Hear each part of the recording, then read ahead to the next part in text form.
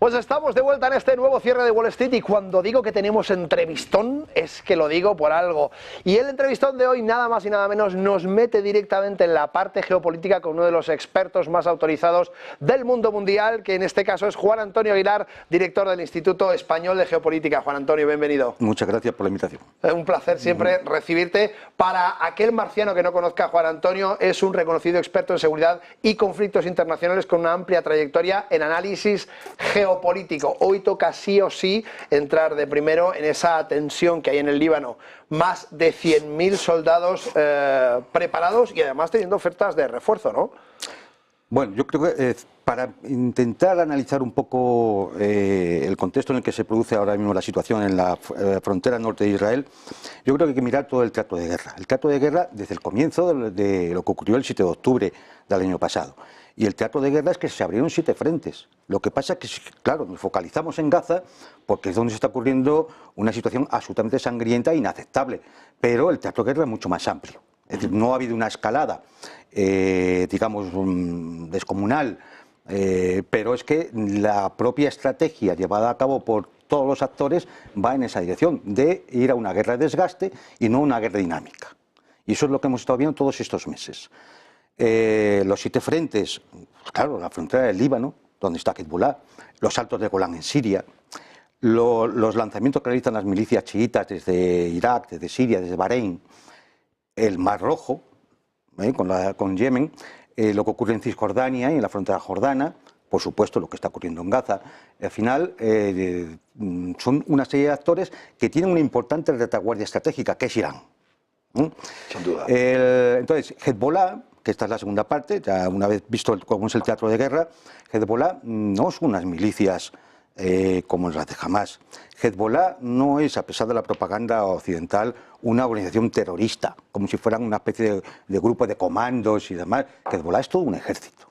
Es todo un ejército que, como has comentado, puede poner en primera línea de combate a 100.000 efectivos. Pero es que además no se limita a armas ligeras como Hamas o cohetes caseros, ¿no? Es que tiene armamento pesado y tiene armamento de precisión, porque para eso se los proporcionan precisamente esa retaguardia estratégica.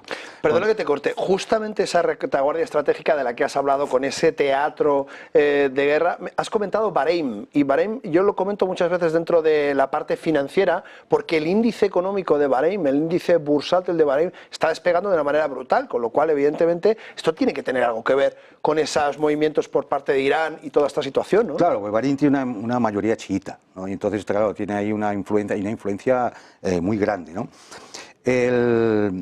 Hay que decir además que Hezbollah, a diferencia de otras organizaciones árabes que puedan estar luchando contra Israel, Hezbollah está dentro del eje de la resistencia que conforman Líbano, Siria, Irak, Irán y Yemen.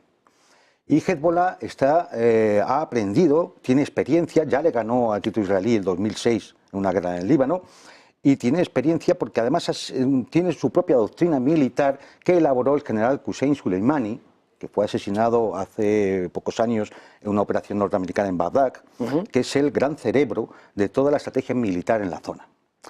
¿Qué se va? Una guerra de desgaste prolongada. Eso poco a poco va debilitando a Israel, tanto desde el punto de vista económico, de la inversión, del consumo, de la situación social interna, porque ese es otro frente, la situación social interna dentro de Israel. Incluso la situación internacional. Claro, efectivamente la imagen internacional, el tema de los tribunales internacionales, Naciones Unidas, es decir, todo esto, claro, va socavando claramente a Israel. Entonces, ahora pensar que Netanyahu puede lanzar una ofensiva, tal como ha hecho en Gaza contra el Líbano, es no entender realmente cuál es la situación del teatro de guerra. Porque es que además, en el momento que eso ocurra, e Irán tenga que salir en defensa, Irán y todo el resto de actores en defensa del Líbano, se va a producir otro efecto, que es que hay otras 3 potencias en la zona muy interesadas en no dejar solo a Irán con la gloria y el prestigio de estar luchando contra Israel y defendiendo a los palestinos, que son Turquía, Egipto y Arabia Saudita. Y Arabia Saudita sabemos que arrastra a las petromonarquías, Egipto es una potencia que además hace frontera con Israel, y Turquía es la potencia del Mediterráneo oriental. Todos ellos no van a dejar solo a Irán que se gane solo el prestigio de una posible derrota israelí, con lo cual acabarán interviniendo de alguna forma, políticamente, económicamente, bloqueando, realizando actividades o llevándola a organismos internacionales e incluso apoyando militarmente, a lo mejor no de forma muy abierta, pero sí apoyando militarmente a las distintas facciones que luchan contra Israel. Con lo cual la situación ahora mismo para Netanyahu es muy complicada. Esto lo hemos comentado en algunos otros programas aquí en Negocios TV. Sí. Desde el principio he visto que la situación de Israel solo podía haber sido beneficiosa de una forma, que hubiera sido una operación de castigo rápida, haber liberado a los rehenes y ya está. Que era en principio lo que tenía sentido. Que es lo que tenía sentido, efectivamente. El continuar la guerra por otra serie de planes expansionistas de Netanyahu y su camarilla es lo que puede acabar llevando a Israel a una derrota estratégica, pero que incluso puede poner en peligro la propia existencia del Estado. Con lo cual, esto es una barbaridad y algunos de los analistas israelíes lo ven así. Claro. A mí me gustaría preguntarte, Juan Antonio, un poco con este contexto que nos acabas de poner encima de la mesa, ¿qué cambia después del fallecimiento del primer ministro de Irán en este accidente de helicóptero? Va a haber elecciones. Dentro de estas elecciones, ¿podría cambiar muy mucho el comportamiento de Irán con respecto a lo que ha hecho hasta ahora? A ver, respecto a lo que es la política internacional, yo creo que no puede haber grandes cambios. Por dos razones muy sencillas. Porque geopolíticamente Irán ya está en un lado y no puede andar cambiando. O sea, eso es absurdo pensarlo, ¿no? Es decir, puede intentar de alguna forma establecer algún tipo de conexión, de contactos, de conversaciones que puedan amortiguar algunas de las sanciones que pueden estar perjudicándole, pero no más. Irán ya está en una alianza estratégica con los BRICS, con la Organización de Cooperación en Shanghái, con Rusia, con China, es decir, y con todo ese entorno. Además, Irán dirige el eje de la resistencia. Entonces, respecto a la política internacional, no va a haber grandes cambios. Puede haberlos a la actitud de la política interior, ¿no? En función de qué candidato sea, si sea más aperturista o menos, si es más conservador, religioso o no, pero en lo que respecta a la política internacional ya va marcada por la propia geopolítica. Y la geopolítica va marcada por donde está Irán. Y eso es inevitable. Sí. Irán no se puede cambiar de sitio. Está ahí y, por tanto, va a estar determinado por todo lo que ocurra en la región. Mucha actividad, indudablemente, sobre este Oriente Próximo, pero quiero llevar un poco esta entrevista a hablar de la actualidad sobre Rusia. Hemos visto Vladimir Putin viajando a Corea del Norte, ahora en Hanoi. Cuéntame un poco, ¿cuál es acaba de hacer además un anuncio en el que dice que no descarta suministrar armas de alta precisión a Corea del Norte. A ver, aquí tenemos a un titular importante. Claro, es que, a ver, uno tiene que ver, dentro de la geopolítica, sabemos que lo que llamaba McKean de la isla mundo es ese gran continente euroasiático, donde hay que entenderlo. La India es una especie de península, sí, y por el Oriente Medio es otra especie de península, y Europa es otra especie de península de ese continente euroasiático. Y ese continente euroasiático, es decir, lo que quiere tanto China como Rusia es que esté estable.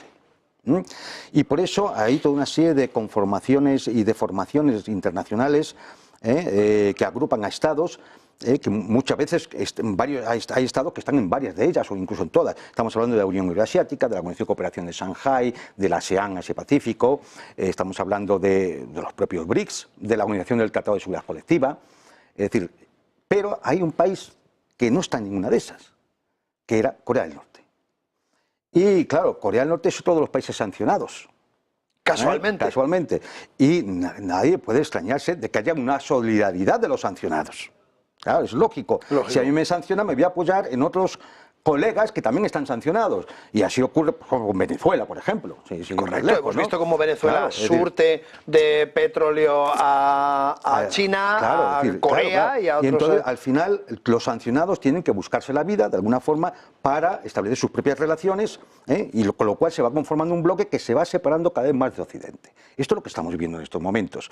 Y este actor que quedaba ahí aislado, lo que ha ido Putin ha sido a cerrar un acuerdo, ojo, acuerdo que ya existían desde el año 1961, renovados en el 2000, renovados en el 2001, y lo que se ha hecho ahora es ampliarlo con un acuerdo de seguridad estratégica que efectivamente viene a indicar que cualquier agresión a uno de los dos significa el apoyo militar mutuo. Bueno, pero esto no es más ni menos que una forma de artículo 5 de la OTAN. Eso es lo que te iba a decir. No podemos, claro, no podemos decir, oh, qué barbaridad cuando estamos en una alianza militar donde tiene un artículo 5 que dice exactamente eso.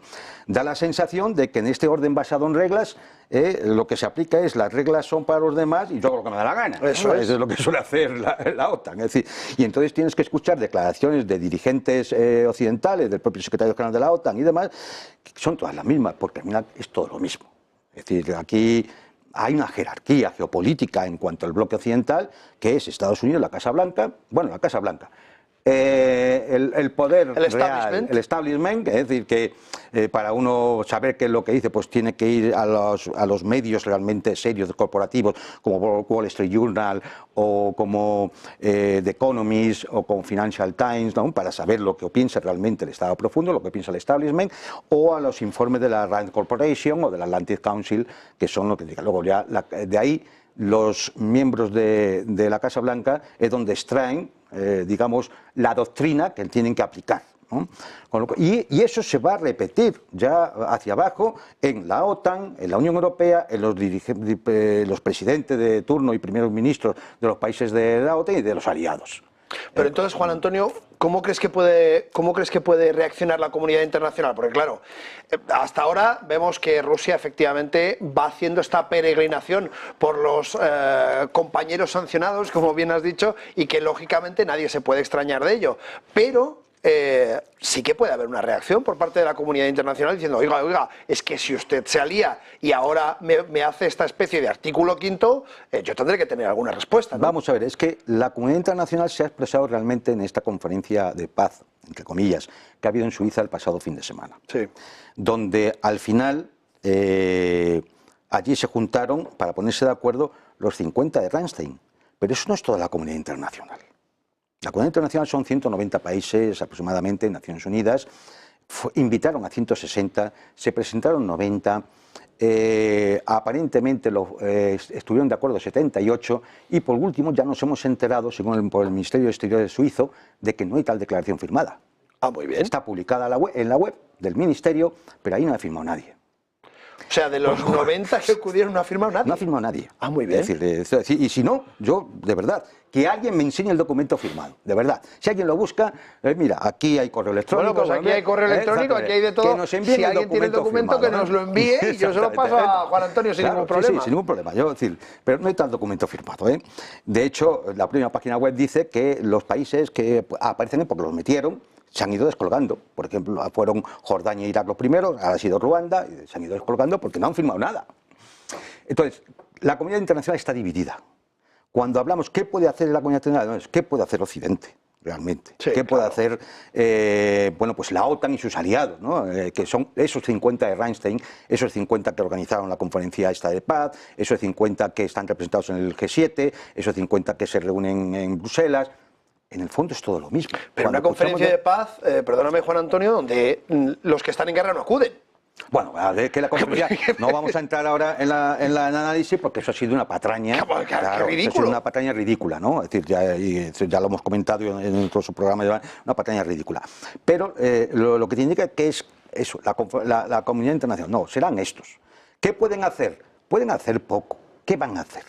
Pero si es que, ¿qué van a hacer? ¿Sancionar a Corea del Norte? Si ya está sancionada. ¿Van a sancionar a Rusia? Si ya está sancionada. Es que, te tengo que preguntar por el editorial, justamente esta decisión de Europa de sancionar el gas ruso. Otro tiro en el pie que nos damos. Sobre todo en España, que estamos claro, ¿no? sé. En España y en Alemania, no te olvides que en Alemania son extremadamente dependientes de ese en toda Europa, gas ruso y en gas barato, además. Claro, en general en toda Europa. Fíjate, todavía, para ver lo absurdo de la situación, todavía está entrando gas ruso a través de los oleoductos por Ucrania. ¿Qué van a hacer? ¿Cortarlo? ¿Qué quieren? ¿Que no llegue gas ruso a Hungría, por ejemplo? ¿Que no llegue gas ruso al centro de Europa? Que no puedan venir el gas ruso a España. ¿Y entonces quién nos lo va a dar? Pero, ¿Argelia? Argelia, que ya le dijimos que no desde el gobierno y rompimos relaciones. Al final, ¿qué es lo que se quiere? Que lo tengas que comprar a quién te lo vende más caro, que es a Estados Unidos. Si es que puede suministrarlo a todo, que también es dudoso. Lógicamente. Pero sería pagarlo caro. Con lo cual da la sensación de que Europa simplemente toma una serie de decisiones como cualquier país colonizado. Es decir, la metrópoli dice que hay que hacer esto y esto se hace aunque vaya en contra de la población, mientras que los procónsules, como reciben sus beneficios, pues firman lo que haya que firmar. Realmente es la dinámica de país colonizado, ¿no? Pero a mí lo que me sorprende de esto, Juan Antonio, es que hemos visto que hemos hecho un cerro de sanciones. Ya no sé, la sanción número 800.000. Vale, ¿no? Sí, 14. Digo que no sé cuántas porque realmente uno pierde la cuenta al fin de la inefectividad de esas sanciones. Hombre. Si fuera la primera, yo entendería, Juan Antonio, que digamos, mira, es que la Unión Europea no tiene experiencia y no sabe que poniendo un tope al precio del crudo, pues no va a afectar a Rusia, sino que muy por el contrario lo que va a hacer es abrirle mercado, que es lo que ha sucedido. Si le ponemos un tope al gas ruso, ¿qué vamos a hacer? Lo venderán en otro sitio. Es que no hay que ser ingeniero para entender esto, ¿no? Pero esto es una lógica aplastante, ¿no? Es decir, ¿por qué hay 14 paquetes de sanciones? El 14. Pues porque los 13 anteriores han fracasado. Esto es lo que no se quiere decir, pero esta es la realidad. Se aprueba el paquete 14 de sanciones porque los 13 anteriores han fracasado. Y se aprueba en una misma línea en la misma que sabemos línea del que fracasa. De los 13 anteriores, en la misma línea de fracaso de los 13 anteriores. Con lo cual, no hay justificación. ¿Cómo se puede explicar? Porque no. yo Pues, no me considero el más listo del universo y me di cuenta muy rápido. No hay una explicación racional. Si uno se pone en Europa y lo que intenta es beneficiar a los ciudadanos europeos, no tiene explicación racional. Esto es, como digo, solo tiene una explicación. Y es que aquí hay una serie de señores que aprueban una serie de cosas porque lo ordena una metrópoli. Es decir, actuamos como país colonizado, como tantas colonias en África, que han estado empobrecidas todavía, siendo países ricos, con grandes materias primas, gran cantidad de materias primas y demás, han seguido siendo pobres y pobres y pobres. ¿Por qué? Porque en última instancia dependían era una colonia que dependía de una metrópoli que le marcaba lo que tenían que hacer. Y eso es lo que está pasando con Europa. Es así de triste. Es decir, y siendo esta la situación y teniendo en cuenta que acabamos de vivir elecciones europeas que parece que había agitado un poco el avispero y había movido el tablero, ¿cuál crees que es una vez que tomen posesión estos nuevos cargos dentro de la Unión Europea, qué es lo que va a suceder? Pero es que estos nuevos cargos al final son del mismo grupo de gente. Es que si en las elecciones europeas hubiera habido un cambio real de equilibrio político, donde hubiera habido una mayoría que pudiera bloquear, por ejemplo, el nombramiento de los altos cargos de la Unión Europea, presidente del Consejo Europeo, el representante para exteriores, que ahora mismo lo tiene el señor Borrell, etcétera, etcétera. Si hubiera podido haber una minoría de bloqueo que dijera no, la señora von der Leyen no vuelve a ser la presidenta de la Unión Europea. Pero es que no lo ha habido. Por poco, pero no lo ha habido. Es más, el sector centro-derechista está dispuesto a negociar, a pactar, y ya lo está haciendo, con el sector centro-izquierdista, es decir, son lo mismo. ¿Para qué? Para mantener el status quo. Con lo cual, tanto a derecha como a izquierda no suman para poder cambiar la dirección política de la Unión Europea. Con lo cual vamos a tener más de lo mismo. No sé si al final von der Leyen volverá a ser la jefa de la Unión Europea, pero si no será alguien del mismo equipo, será alguien de la misma banda. Eso es inevitable y por lo tanto las cosas seguirán estando así. Es decir, esto es muy lamentable porque a Europa cada vez le queda menos tiempo para poder intentar salir de un atolladero en el que la han metido, tanto económico como demográfico, como político, como social, como cultural, donde hay una colonización cultural tremenda. Es decir, y hay poca salida a esto. Yo lamentablemente creo que además metidos en una situación de guerra y de choque con Rusia, que solo obedece a lo que ha sido la tradicional geopolítica anglosajona, aquella que dio origen con el primer secretario general de la OTAN, que era mantener a los americanos dentro, a los rusos fuera y a los alemanes abajo. Y se está cumpliendo.